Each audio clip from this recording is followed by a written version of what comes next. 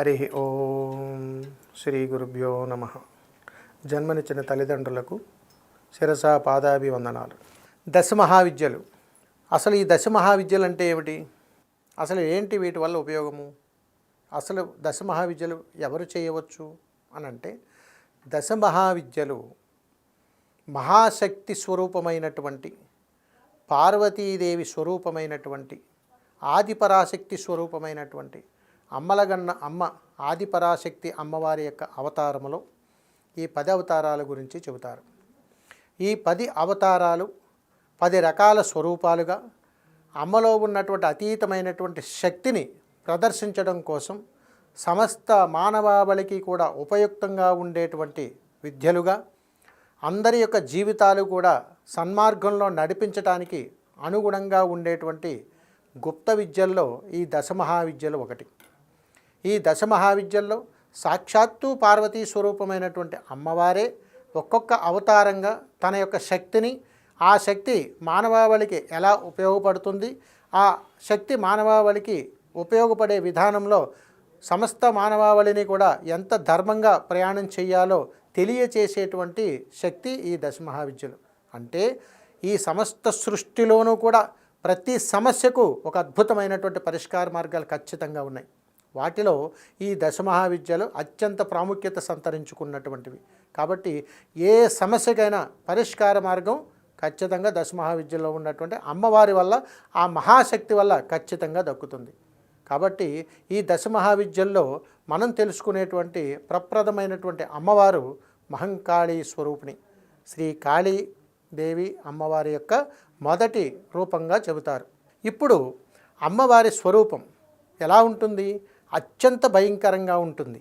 అయ్యో, ఎంతో భయంకరమైనటువంటి ఈ స్వరూపాన్ని మేము పూజించాలా, గృహాల్లో ఆరాధించాలా అనేటువంటి సందేహం ఇందులో పెట్టుకోకూడదు. ఎందుకంటే దశమహావిద్యలు అంటే సాక్షాత్తు అమ్మలగన్న అమ్మ అనుగ్రహం. అలాంటి మొదటి స్వరూపమైనటువంటి కాళీ స్వరూపం అమ్మవారు కృష్ణవర్ణంలో ఉంటారు. ఈ తల్లి మన యొక్క కష్టాలన్నీ కూడా తనగా స్వీకరించి, మనలో ఉన్నటువంటి అజ్ఞానాన్ని పాలద్రోలడం కోసం అమ్మవారు అనేక రూపాల్లో కాళీ అవతారాన్ని ఎత్తుతారు. ఈ కాళీ అవతారాలను ఎత్తినప్పుడు అమ్మవారిని మనం చూసింది కూడా చాలా ఘీంకార శబ్దాలతో చూస్తుంటాం. అంటే అనేక రకాలైనటువంటి శబ్దాల నడుమలో అమ్మవారి యొక్క దివ్యమంగళ స్వరూపాన్ని చూస్తూ ఉంటాం. ఆ రూపం చాలా భయంకరంగా నల్లటి రంగుతో, ఎరుపు రంగు నాలికతో, తెల్లటి వస్త్రం కానీ, నలుపు రంగు వస్త్రము కానీ, ఎరుపు రంగు వస్త్రము కానీ, ఆయా సందర్భాన్ని బట్టి అమ్మవారు మనకు ఆయా అవతారాన్ని బట్టి మనకు దర్శనమిస్తూ ఉంటారు. అంటే అమ్మవారు ఇచ్చేటువంటి దర్శన రూపాన్ని బట్టి ఆ తీవ్రత ఉంటుందని దీని పరమార్థం. కాబట్టి మహంకాళీ సాధన ఎవరు చేయొచ్చండి? ఎవరికి ఆ సాధన ఉపయోగం ఏమిటి? మహంకాళీ దేవత సాధన అంటే కాళీ ఉపాసన పొందాలి అని అంటే ఎన్నో జన్మల సుకృతం ఉండాలి. అంటే కాళీ అమ్మవారి యొక్క అనుగ్రహాన్ని చూడాలన్నా, కాళీ తంత్రాన్ని చెయ్యాలన్నా, కాళీ అనుగ్రహాన్ని పొందాలన్నా చాలా నిబద్ధతతో కూడుకున్నటువంటి దేహం అవసరం.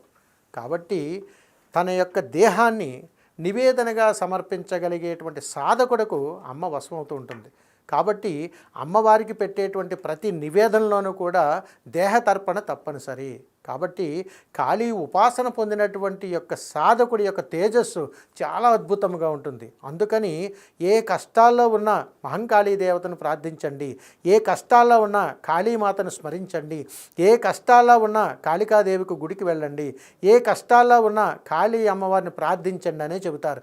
ఎందుకనంటే దశమహావిద్యల్లో అత్యంత ప్రాముఖ్యత సంతరించుకున్నటువంటి తొలి విద్య మహంకాళీ దేవత. ఆ కాళీ దేవత అమ్మవారికి అత్యంత ప్రీతికరమైనటువంటి నివేదన నిమ్మకాయలు. కాబట్టి నిమ్మకాయల దండనే అమ్మవారికి ఎప్పుడు కూడా సమర్పిస్తూ ఉంటారు.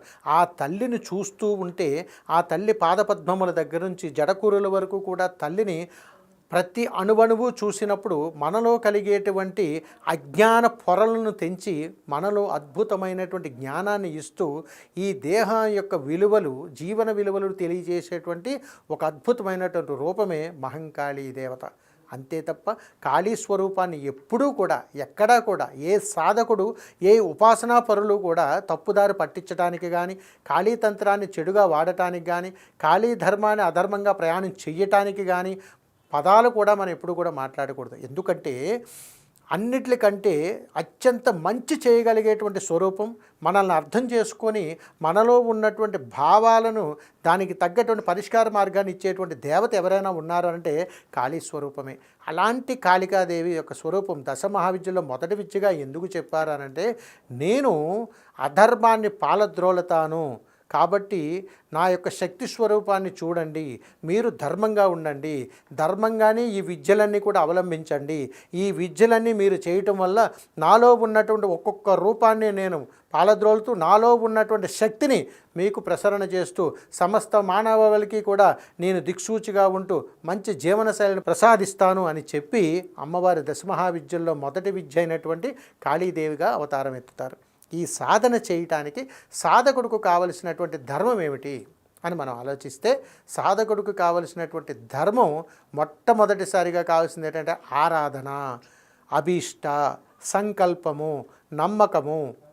ఇవన్నీ కూడా ఏ సాధకుడికి ఉంటాయో వారు ఉపాసనా మంత్రం స్వీకరించడానికి అర్హత సాధించిన వాళ్ళు.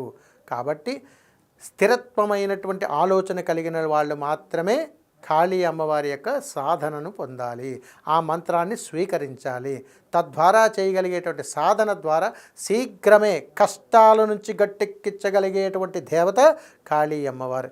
ఇక నుంచి కష్టాల నుంచి గట్టెక్కిన తర్వాత ఒక్కొక్క సమస్యను నెరవేర్చుకోవడంలో దశమహావిద్యల్లో ఉన్నటువంటి అమ్మవారు ఒక్కొక్క అవతారంగా మనకు దర్శనమిస్తూ ఉంటారు. ఆయా దర్శనానికి తగ్గట్టుగా మనం సాధన చేస్తూ ఆ సాధకుడు ఆ విజయాలను పొందుతూ ఆ కష్టాల నుంచి గట్టెక్కుతూ ఉంటాడు. కాబట్టి సాధకుడు ముందు కష్టాల నుంచి గట్టెక్కాలి. కాబట్టి ముందుగా ఈ విద్య నేర్చుకోవాలనుకున్న వాళ్ళు ముందు కాళీ ఉపాసన చేస్తారు. ఈ కాళీ ఉపాసనలో అమ్మవారు 12 అవతారాల్లో దర్శనమిస్తారు. ఒక్కొక్క అవతారాన్ని బట్టి ఒక్కొక్క తీవ్ర స్థాయి మంత్రం అనేటువంటిది ఉంటుంది. కాబట్టి తొలి అవతారంగా దశమహావిద్యల్లో ఓం కాం ఖం కాళీయే నమః, ఓం కం కం కాళీయే నమః అని అనుకుంటూ ఈ మంత్రాన్ని చదువుతూ చాలా జాగ్రత్తగా కాళీ స్వరూపమైనటువంటి కాళికాదేవికి నిమ్మకాయని నివేదనగా సమర్పిస్తూ ప్రతి అమావాస్య లేదా పౌర్ణమి రోజులో అమ్మవారిని కానీ ఆరాధించినట్టయితే తప్పనిసరిగా ఆ సాధకుడికి ఏ కష్టాలున్నా తీరిపోతూ ఉంటాయి. కేవలం కాళీ మహాదేవి దశమహావిద్యల్లో అమ్మవారి కష్టాలు తీర్చడం కోసం మాత్రమే మనకు ఆ రూపాన్ని దర్శనమిచ్చారు. కాబట్టి కష్టాలు వచ్చినాయని కంగారు పడిపోకు, జీవితాన్ని చిందరవందర చేసుకోకు. జీవితం చాలా అద్భుతమైనది, నాలో ఉగ్ర రూపాన్ని చూసావు, శాంత స్వరూపాన్ని దశరూపంలో చూస్తూ నాయన అని చెప్పి అమ్మవారు మన కాళికా రూపాన్ని దర్శనమిస్తారు. సర్వే జనా సుఖినో భవంతు. శుభం. For more videos like this, subscribe Big TV channel.